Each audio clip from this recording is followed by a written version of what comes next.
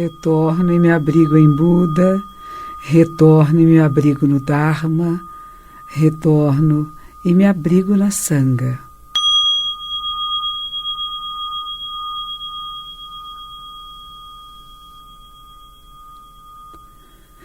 Os 3 tesouros, as 3 joias, Buda, Dharma e Sangha. Buda, o ser iluminado, aquele, aquela que acorda, que desperta. Dharma, a lei verdadeira. E Sangha, a comunidade que vive em harmonia. Estamos aqui no início de fevereiro para mais um Momento Zen, Rádio Mundial. E esse início de fevereiro é a época do ano em que nós lemos o último sermão de Buda, que se chama Breve Parinirvana Sutra. Ele teria morrido, nós não falamos que Buda morre, mas que entra Parinirvana, no que hoje é dia 15 de fevereiro, conforme as pesquisas de grandes estudiosos japoneses. Então, de 1 a 15 de fevereiro, nós lemos todos os dias o que se chama Breve Parinirvana Sutra. É um trecho pequeno do que seria esse último sermão. E eu vou ler um pedacinho para vocês.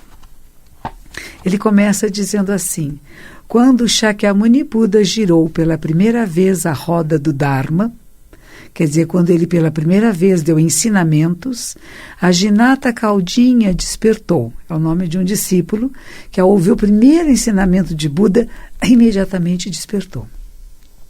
Em seu último discurso do Dharma, Subhatra se iluminou. Quer dizer, cada vez que ele fazia um sermão, alguém se iluminava. Não é que todos se iluminam, não é? Cada um de nós tem seu momento. Um grande professor francês, ele diz o seguinte: as aulas não é para você entender tudo, compreender tudo, ouvir tudo, mas elas levam você ao despertar. E o despertar de cada um é único. Que você possa aproveitar daquilo que eu possa estar dizendo, daquilo que são os ensinamentos de Buda, aquilo que é bom para você. O próprio Shakyamuni Buda dizia isto: se o que eu ensino for bom, pratique, utilize, experiencie, passe adiante. Se não for bom, jogue fora. Então, no seu último sermão, teve um Subhatra, que era um aluno dele, que se iluminou. Todos os que deveriam ser despertos, assim o foram. Todos que deviam ser despertos naquele período, com aqueles ensinamentos. Ou muitos não despertaram. Não foi toda a população da Terra que despertou. Entre 2 árvores, chamadas árvores sala, são árvores que têm troncos brancos, né? Entre essas 2 árvores, Shakyamuni Buda, ele se deitou. Ele se deitou com a mãozinha se apoiando no braço direito e com a cabeça para o norte, que nem tem essa imagenzinha aqui que aparece na capinha do nosso livro. E assim ele se deita para morrer, para se despedir de seus alunos. Estava quase entrando para Nirvana, estava quase morrendo, né? E em meio de uma noite calma, silenciosa, sem nenhum ruído, uma noite, no meio da noite, como se fosse assim 00:00, 1h, tudo quietinho, quietinho. E aí que ele vai dizer: para o bem de todos os seus discípulos que ali se reuniram, Shakyamuni Buda fez uma breve explicação da essência do Dharma. Ele começa dizendo: depois de minha morte, respeitem e compartilhem os preceitos. Ou seja, vivam de forma ética, coerente com princípios éticos. Manter os preceitos, quer dizer, uma vida ética, é como encontrar uma luz na escuridão. É como uma pessoa pobre que encontre um grande tesouro. Saibam que os preceitos são o mestre. E manter os preceitos é me manter sempre vivo neste mundo. Não é bonito isso? Ele diz assim: controlem seus corpos, comam nas horas certas, em pureza se conduzam.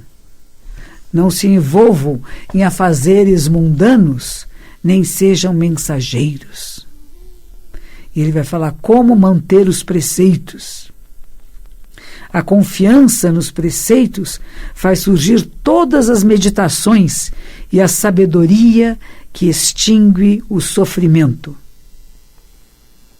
Vocês não devem esconder seus erros, não devem expressar pontos de vista errôneos, não devem liderar pessoas erroneamente. Saiba a quantidade das ofertas e fiquem satisfeitos. Ele diz assim, os preceitos são o local onde está a equanimidade, que é o mérito fundamental. Equanimidade não é igualdade. Nós, seres humanos, não somos iguais. A mente da equidade é mesmo valor. Cada vida tem a mesma preciosidade, mas não são iguais. Diga, Nilo, você está tomando notas? Estou aqui, sim.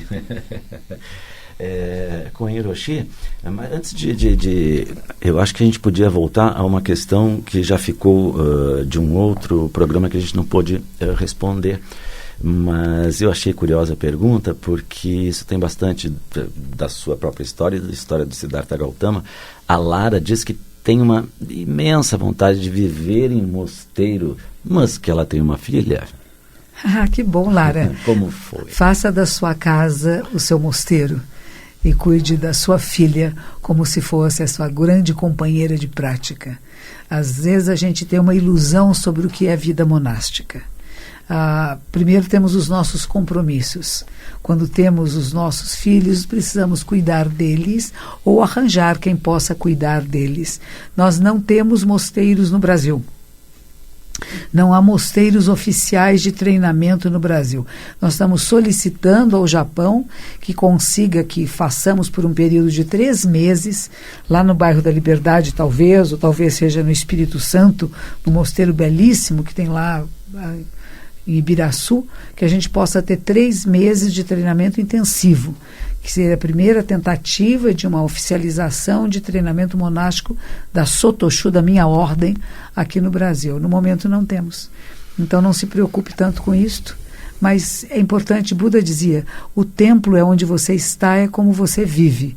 Porque princípios você vive, como que você faz para ter o seu ritmo, a sua disciplina, a sua prática e a sua filha fazer parte deste contexto de prática religiosa e espiritual. Esse é o meu conselho.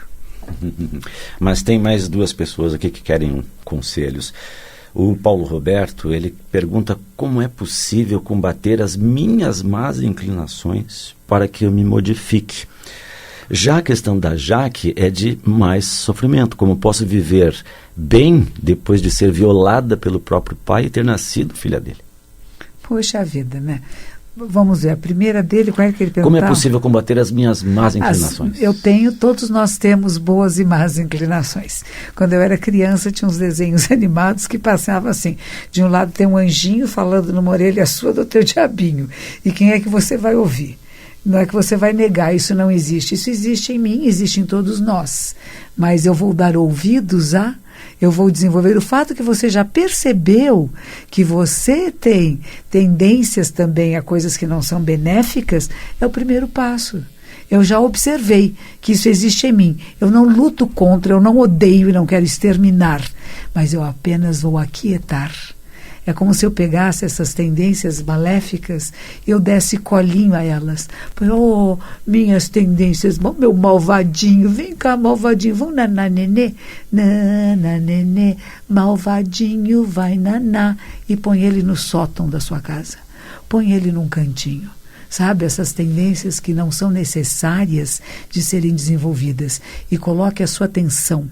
Faça sinapses neurais daquilo que é benéfico. Comece a ler coisas que possam inspirar você para o bem. Ver filmes, falar com pessoas, filosofar sobre a sua existência. Vá a centros de práticas espirituais e você vai ver como rapidamente essas tendências se aquietam É isto. E você que foi violada pelo seu próprio pai, pobrezinho dele, que precisa de tratamento, se ele ainda está vivo, é importante que ele seja tratado, é uma doença, ele não soube controlar os seus instintos, ele não sabe se controlar, mas é seu pai, você recebeu dele a vida, os seus DNAs, você pode agradecer até. Como é difícil, né? Desenvolver o coração de compaixão ilimitada. E isso é o que o Dalai Lama insiste. Você transforma a raiva, a mágoa em compaixão. Porque se tudo isso não houvesse acontecido como aconteceu, você não estaria viva aqui e agora, até para perceber como isso foi errado.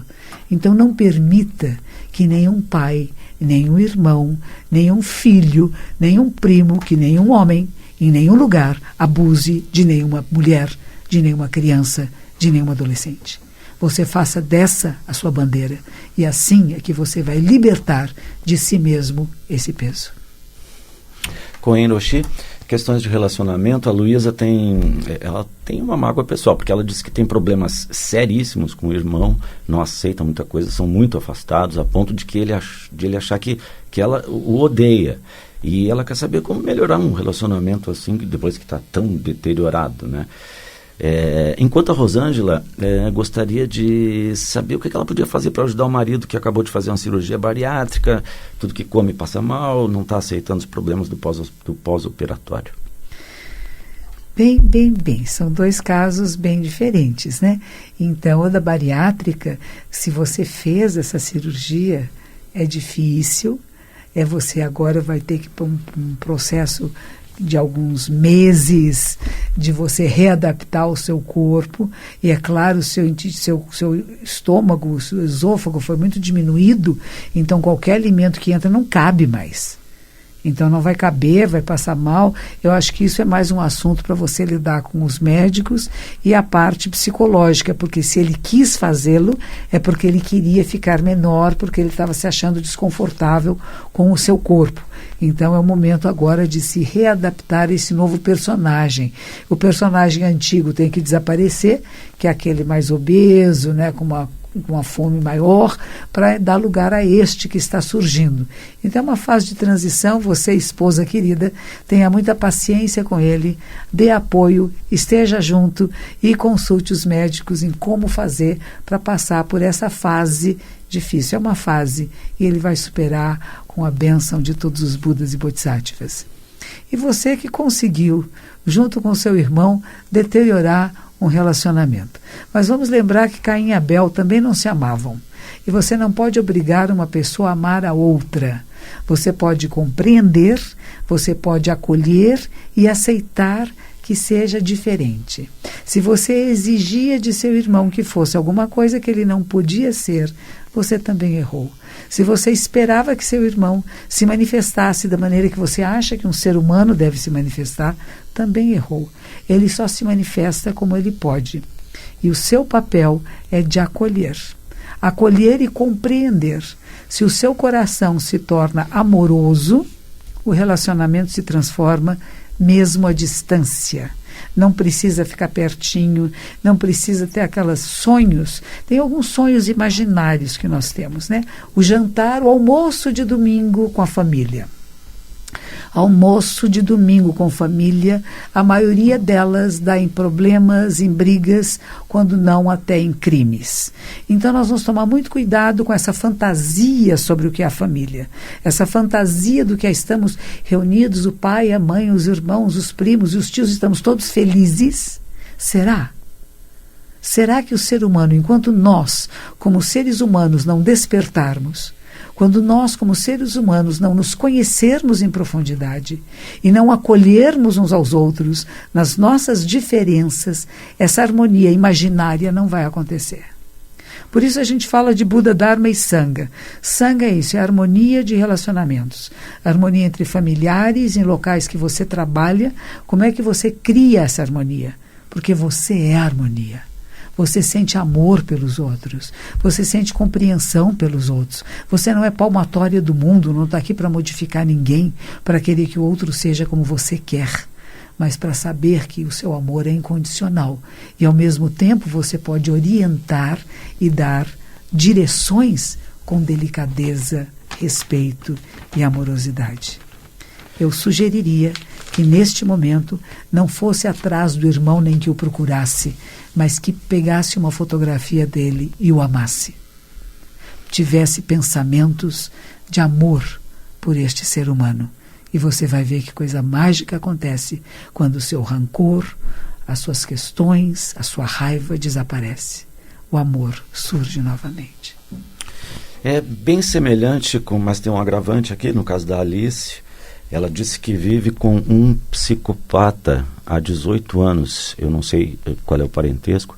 Acabei descobrindo que ele realmente é há alguns anos. E ele é muito perverso, sinto ódio e não suporto pensar pensamentos ruins. Eu não sou o que sou, aliás, o que estou me tornando, eu não sou e não quero ser assim. Bom, quando nós somos seres muito sensíveis e nós acabamos absorvendo a energia, o pensamento da pessoa com quem convivemos mais. Né? Se a gente convive com uma pessoa que é muito raivosa, que é muito brava, você sem querer vai desenvolver isso em você também. Nós espelhamos as pessoas à nossa volta. Então, mas na hora que você fica, se você vive com uma pessoa que é raivosa, que é maldosa, e você começa a ficar maldosa e raivosa, é que você está se identificando com o outro. Então, em vez de criticar tanto o outro, procure estar mais tempo perto de pessoas que não são assim. E você procurar trazer para dentro de casa, já que você convive com essa pessoa e, pelo visto, há 18 anos, quer dizer que você não vai se separar dessa pessoa, você vai dar amor, você vai dar carinho. E eu sei que as pessoas são assim. Se você não me ama, eu faço com que você me odeie e você está em minhas mãos. Eu te controlo. Imagine que ele não te, ou ela não te controle mais. Você sai desse controle na hora que você se torna a observadora de si mesma e a observadora da situação. E você escolhe a maneira de responder.